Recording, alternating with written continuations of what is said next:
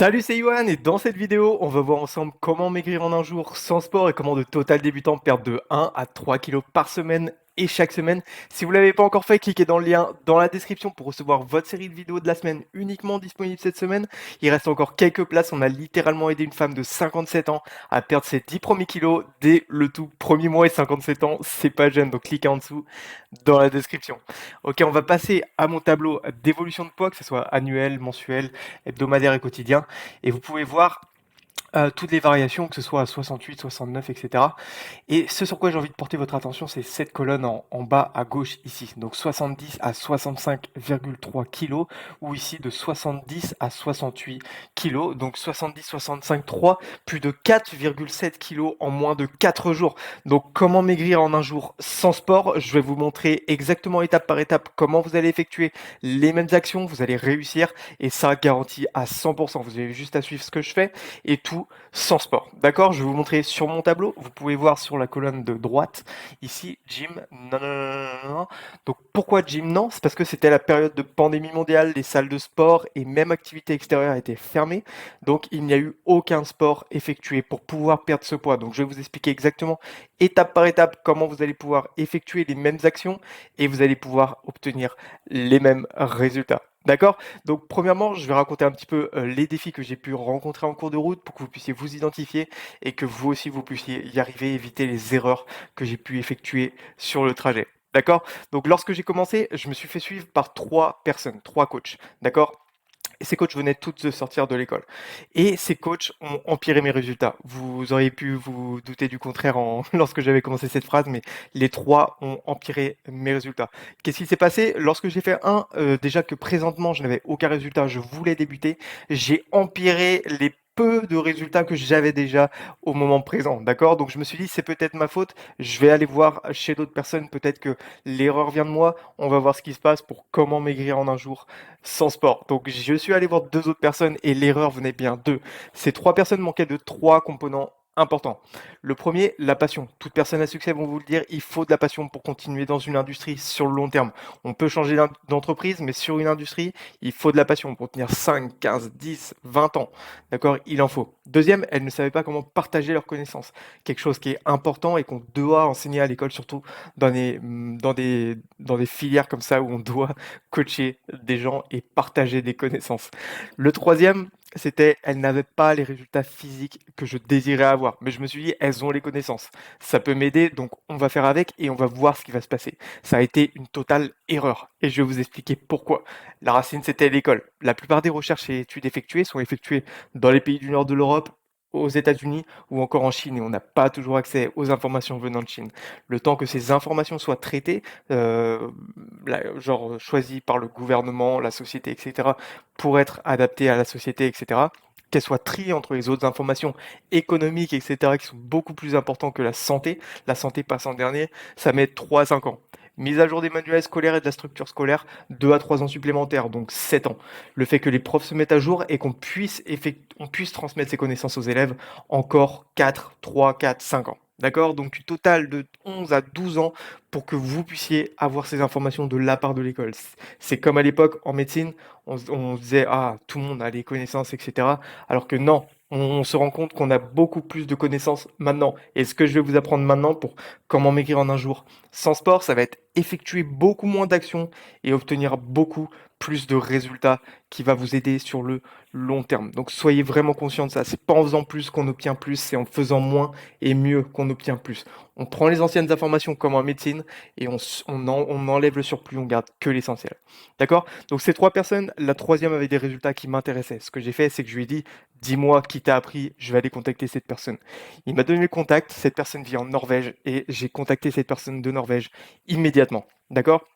Cette personne de Norvège fait partie des 1% de la population à avoir un tel niveau. 5% de la population des personnes qui font du sport, donc 5% des personnes sportives et 1% de la population mondial. Il a une équipe derrière lui pour faire des recherches, etc. Il m'a suivi pendant 2 ans. J'ai obtenu les meilleurs résultats de ma vie. Je me suis pas arrêté là. Je suis parti 3 ans aux États-Unis avec un homme de 55 ans qui, à l'époque, avait commencé ses changements à 45 ans. Donc c'est vieux. Si comment maigrir en un jour sans sport, vous allez y arriver. Cet homme était obèse, 130 kilos, en mauvaise situation personnelle et professionnelle. Et donc il a rencontré un concours pour perdre du poids, et il a décidé de le suivre. Il l'a gagné. Il a perdu ses kilos en quelques mois. Donc ceux qui disent c'est pas possible de perdre 10 kilos en quelques mois, c'est possible. D'accord. Donc rentrez-vous bien ça en tête. Il y a des nouvelles recherches qui sont effectuées et on arrête d'effectuer des actions qui n'offrent pas de résultats et il les garde sur le long terme. Pareil pour une personne que je vais vous expliquer après dans la vidéo.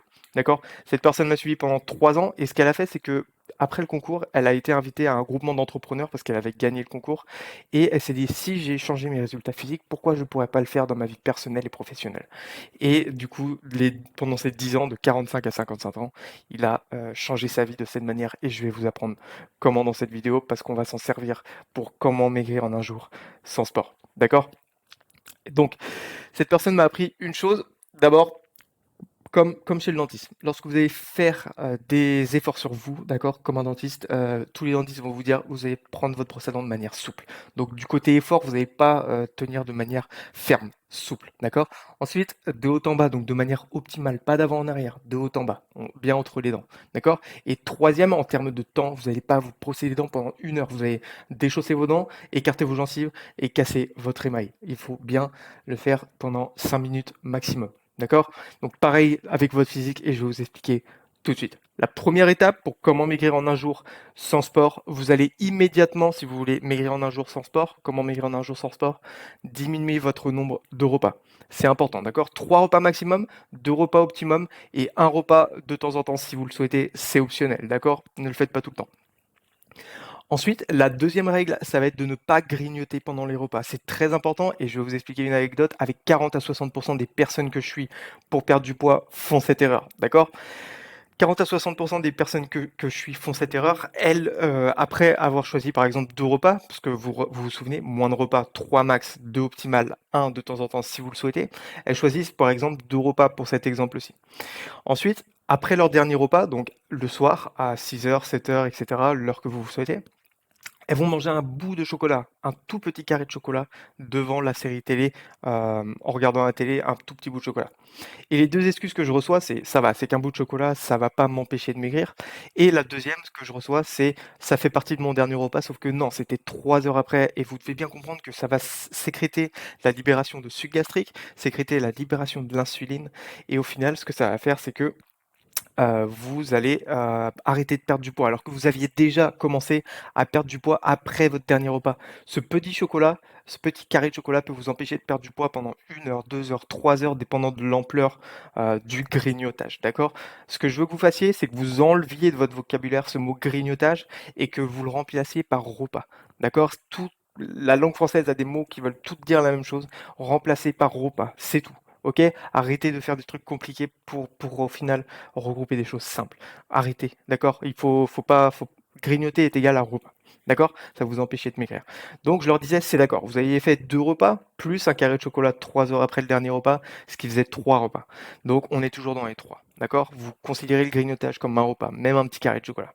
Donc à vous de voir si vous voulez considérer un petit carré de chocolat comme étant un repas. Ensuite, ce que je leur ai dit, c'est si vous avez fait 3 repas dans la journée et ce carré de chocolat, ça aurait été absolument non. D'accord. Donc il faut retenir ça. Deuxième anecdote, une personne que j'ai suivie pour perdre du poids avait 50 kilos à perdre. Elle a perdu 10 kilos le premier mois. Alors arrêtez de dire c'est pas possible de perdre 10 kilos le premier mois, c'est possible, d'accord. Il ne faut pas écouter les amis, il ne faut pas écouter les secrétaires, il ne faut pas écouter qui que ce soit, sauf les professionnels et les experts. D'accord. Donc écoutez ce que j'ai à dire. On peut perdre 10 kilos et ne jamais les reprendre et en santé, ne pas avoir de vergeture. Et la seule chose qu'elle avait, c'était des petits mal de crâne parce que les toxines, en se libérant dans le sang, en se libérant des cellules graisseuses, elles passent dans le sang et ça fait des petits mal de tête juste le premier jour. Mais après, ça passe. D'accord. Donc on peut. Le deuxième mois, 9,5 kilos. Donc quasiment 20 kilos dès les 2 premiers mois. Donc oui, c'est possible. Le 3e mois, elle a commencé à stagner et donc ce que je lui ai dit, c'est: «Qu'est-ce que tu fais? Parce que tu es pas l'unique petit flocon de neige pour qui ça marchera pas. Dis-moi ce que tu as fait, il faut que je comprenne. Dis-moi ce qui se passe pas, ça marche pour la terre entière, même pour les animaux. Alors dis-moi». Bien sûr, je lui dis d'autres choses que je vous dis à vous parce que dans cette vidéo, j'aurai pas le temps. D'accord? Donc comment maigrir en un jour sans sport? Je dis: «Qu'est-ce qui se va pas?» Et du coup, elle me fait: «Bah, entre les repas, je bois du lait», et je lui fais: «Stop, regarde derrière ton contenant alimentaire, le regroupement, le composition des aliments. Si pour 100 grammes, tu as plus de 10 kcal, plus de 10 kilocalories pour 100 grammes, ça veut dire que tu t'es alimenté et que tu as arrêté de perdre du poids, en fait. Et au lieu de faire 12 repas, au lieu de faire 2 repas, cette personne en faisait 12 parce qu'elle buvait 10 verres de lait dans la journée. D'accord? Donc heureusement qu'elle effectuait les autres actions que je lui disais de faire. Si vous voulez ces autres actions, cliquez dans la description. Sinon, au lieu de stagner, elle aurait pris du poids. Donc c'est très très important. D'accord? Et ensuite, elle a reperdu son poids et maintenant, elle a le corps qu'elle veut et elle a tout perdu et ne les a jamais repris. Donc il n'y a pas ce côté de balance. Il faut faire les bonnes actions au bon moment et surtout ne pas se fatiguer parce qu'elle était enthousiaste, heureuse à dire: «Ah, j'ai pas été fatiguée, et cetera». Super. D'accord? Donc vous avez les 2 actions et c'était pas compliqué, d'accord? C'est les 2 actions que j'ai à vous partager. Diminuer votre nombre de repas, 3 maximum, 2 2 idéalement et 1 optionnellement, d'accord?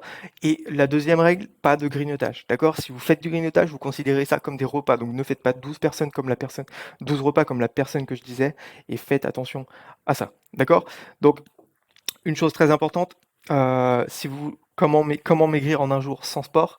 Vous allez le faire sans sport. Donc rappelez-vous de mon tableau, je l'ai fait, vous allez le faire, c'est très facile, d'accord? Donc si vous n'avez pas encore fait, demandez votre série de vidéos de la semaine dans la description. Il reste encore quelques places. On a littéralement aidé une femme de 57 ans à perdre ses 10 premiers kilos dès le tout premier mois. Donc cliquez en dessous dans la description et on se retrouve pour la prochaine vidéo. Je vous dis à très vite. Ciao, ciao.